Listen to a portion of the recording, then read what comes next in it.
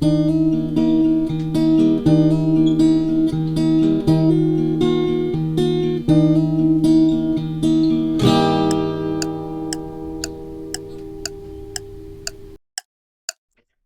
I'm Andrew with 10 Minute Therapy, and today we're going to be continuing our look at the Psalms. As part of our series on biblical counseling, we will be examining the second half of Psalm 139 in continuation from last week's video.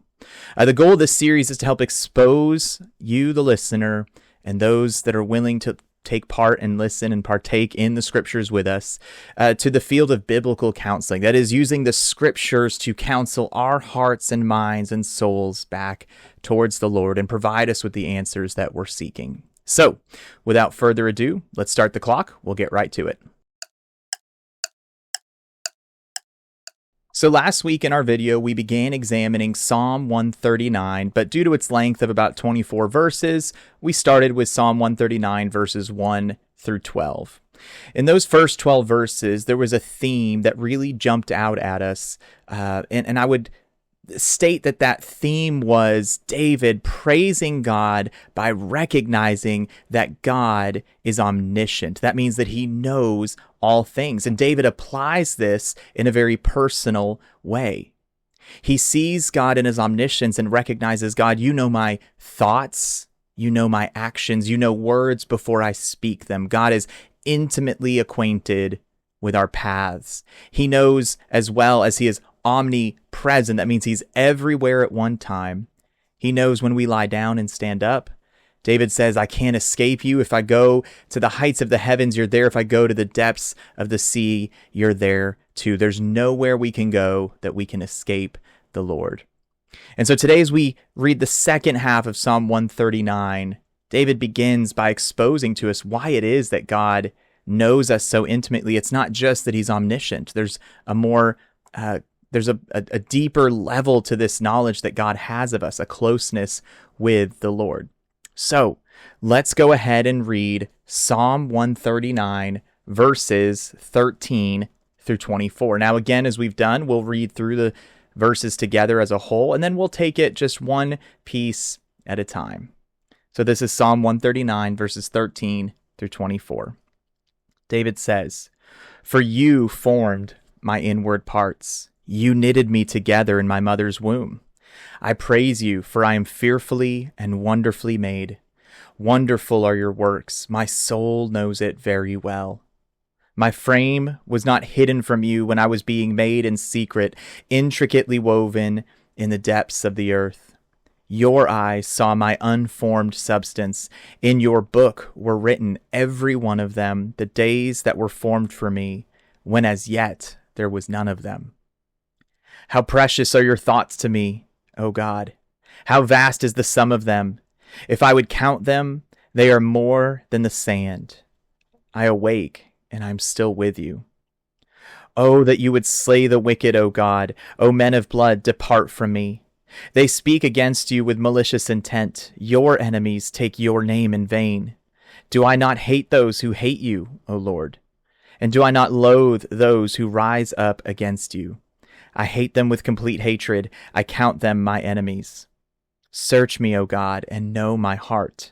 Try me and know my thoughts, and see if there be any grievous way in me, and lead me in the way everlasting. So we get an interesting movement through the second half of this psalm. But let's just take this one verse at a time rather than getting ahead of ourselves. So as we've previously examined verses 1 through 12, again, the theme is David praising God for his intimate knowledge of him.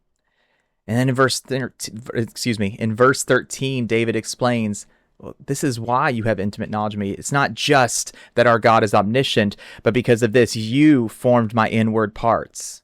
You knitted me together in my mother's womb.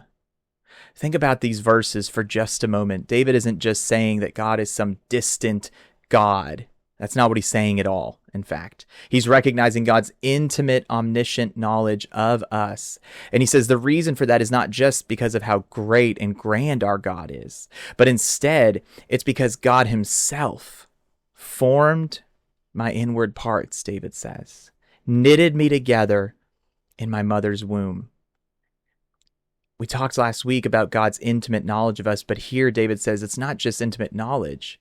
It is you, O God, who created me, formed every part of me. You wove me together. I like to think of it like this. You are not an accidental collision of atoms, hap circumstance, coincidence that evolved into what is you. No, you are no accident. You are no accidental collision of atoms. Instead, you were handcrafted, specially formed, and made with intent and purpose by a loving creator. David recognizes this in this psalm. We are no accident. We were woven and made with purpose and intent by a loving God.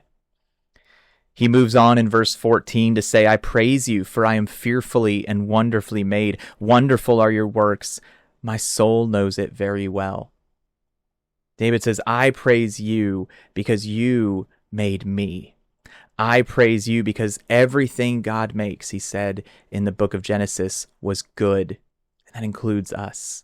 We were made for good and glorious purposes to praise a loving creator. Wonderful are your works, David says. My soul knows it very well. It's like he praises God for this intimate knowledge and then recognizes, God, you made me and formed me. You crafted me. You did these things with intent and purpose. When he says, my soul knows it, it's like I know it in the deepest parts of who I am. I know that you crafted me this way. In verse 15, David says this, my frame was not hidden from you when I was being made in secret, intricately woven in the depths of the earth. David's point there is this. We weren't, again, just some accident, some atoms that collided together and formed you by chance. No, David says, I didn't get formed together in the depths of the earth in some way that somehow God didn't see me, or we just came to be and spontaneously evolved into who we are, and God went, oh my goodness, where did this come from? No, it's the exact opposite. God saw you, formed you, created you, crafted you. He says, I was intricately woven in the depths of the earth. Again, God's seeing us even in a place when we can't be seen by human eyes. God saw you and formed you. Verse 16, David says, your eyes saw my unformed substance. In your book were written, every one of them, the days that were formed for me, when as yet there was none of them. I love this passage right here, this verse particularly.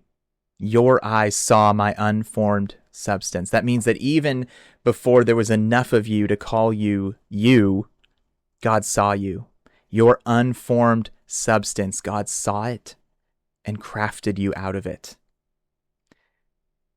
The second part of that sentence, he says, in your book were written every one of them, the days that were formed for me, when as yet there was none of them. Again, David's reflecting on this intimate knowledge God has. Remember the verse in the first part of Psalm 139 when David says, your knowledge is too great for me. I can't understand it. I can't comprehend it. This is another piece of that follow-up here, as David says, not only did you form me and create me and craft me, you saw my unformed substance and wove it together into what we call me, but you also know every one of the days of my life before there was even yet a single one. We posed this question last week. Does it make you maybe even a little uncomfortable to know that God has such intimate knowledge of you? As creatures that don't like to be vulnerable, we as humans don't really feel very comfortable when someone knows us at such a deep level, yet God knows us at a level deeper than we can possibly understand, to the point that he knows every day of your life, when even a single one had not yet happened. Verse 17 and 18 I put together. He says, how precious to me are your thoughts, O God. How vast is the sum of them. If I would count them, they are more than the sand. I awake and I'm still with you. David reflects on God's intimate knowledge of him, knowing his thoughts and seeing him everywhere, but he recognizes, God, we can't see you and we can't know all of your thoughts. It's too grand for us. And again, he comes back to this truth by saying, your thoughts are precious to me, God. Like I desire to know them, and yet they're so grand that if I counted them, they'd be more than the grains of sand on the earth. It's an incalculable number. We can't wrap our minds around it. And then verses 19 through 22 take a turn. And you might think, why are we reading this portion? Why not just skip over it? But I believe that all of Scripture is valuable for teaching and reproof. It all speaks to us and teaches us something. David starts to recognize what might seem like a negative subject in the midst of a very positive and praiseworthy psalm. He says, "Oh, that you would slay the wicked, O God. O men of blood, depart from me. They speak against you with malicious intent. Your enemies take your name in vain. Do I not hate those who hate you, O Lord? Do I not loathe those who rise up against you? I hate them with complete hatred, and I count them my enemies." David is recognizing, Lord, those who hate you, I hate in return. Those who are your enemies or are enemies to you are enemies to me. Like David is aligning his heart with God. And there might be some that say, but hatred, that's not love, and we serve a God of love, and that's true. That is true. We do serve a God of love, and God is perfect love. And we serve a God that is forgiving. But we also serve a God who is just. And his sense of justice is so perfect, it far exceeds anything you and I can wrap our minds around. And so I would encourage you to see this passage 19 through 22 as David aligning himself to God. He's saying, God, I don't love sin. If someone speaks slander against you, is making himself an enemy of you, he makes himself an enemy of me because I am aligned with you. He and the Lord are one, this intimate relationship that David desires with him. There's an authenticity to this passage in David's heart, in his mind. And so because of that, he concludes it with verses 23 and 24. He says, "Search me, O God, and know my heart. Try me and know my thoughts. And see if there's any grievous way in me, and lead me in the way everlasting." David says, God, I'm exposed before you. I can't escape you. You see intimate parts of me. You know my thoughts. You're acquainted with my ways. You know the number of my days because you formed me. You wove me together with intent and purpose. I'm not an accident. I'm here because a loving God created me. And so he says, okay, God, I accept your knowledge of me. So search me, know me intimately. And if there's anything in me that's egregious against you, that grieves you, then lead me in the way everlasting. Like lead me to that place, as we talked about in Psalm 23, of peace and love. Show me the way out of any grievous parts of me that would lead me back to you. Well, as you can see, we've gone way over our time limit, so let me wrap up here today. Psalm 139 teaches us several important truths. The first is that God sees you and knows you and is intimately acquainted with you. You can't escape him. You can't outrun him. You can't hide from him. Even before you were you, God saw your unformed substance and intimately wove you together for glorious purpose. And that purpose is the worship of him. You are not an accident. You are not a coincidence.